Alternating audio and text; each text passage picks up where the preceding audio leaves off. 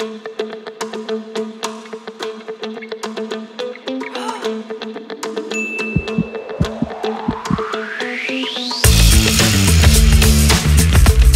une vie juste et généreuse.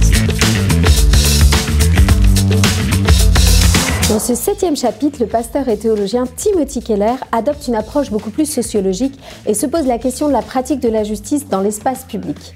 Notre société occidentale partage-t-elle la conception biblique de la justice ? Presque tout le monde estime être du côté de la justice, mais derrière ce mot se cachent de grandes différences d'opinion.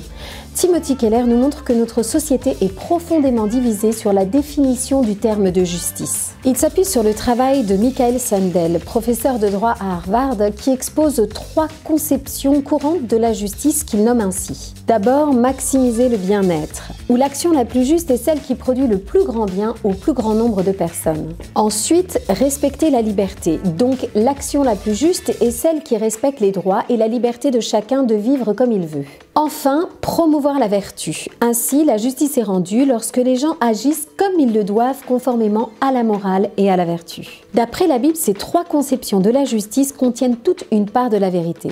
Et là, Tim Keller nous rappelle que Dieu révèle une grande partie de sa volonté à la conscience humaine en général.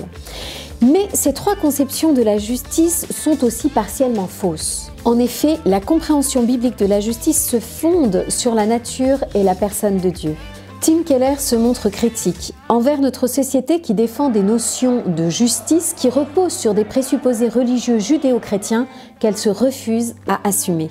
Si la race humaine n'est autre qu'une écume chimique sur une planète de taille moyenne, comme le dit le scientifique Stephen Hawking, alors d'où lui viennent sa dignité et ses droits ? Selon plusieurs historiens, la réflexion sur les droits humains prend racine sur la doctrine chrétienne, selon laquelle les êtres humains sont tous créés à l'image de Dieu et possèdent donc une dignité innée.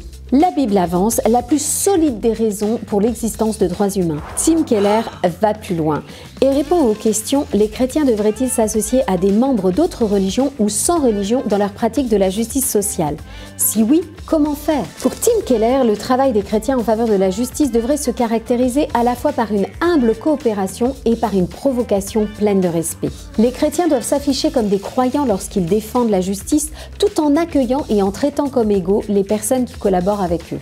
Qu'ils disent à leurs compagnons en quoi l'évangile les motive, mais ils doivent autant que possible en appeler aux valeurs communes.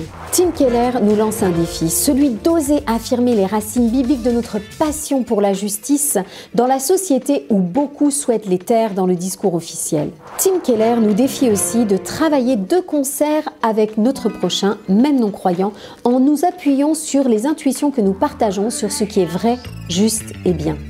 Pour une vie juste et généreuse de Timothy Keller, disponible dans toute librairie religieuse et sur le site de Miché France.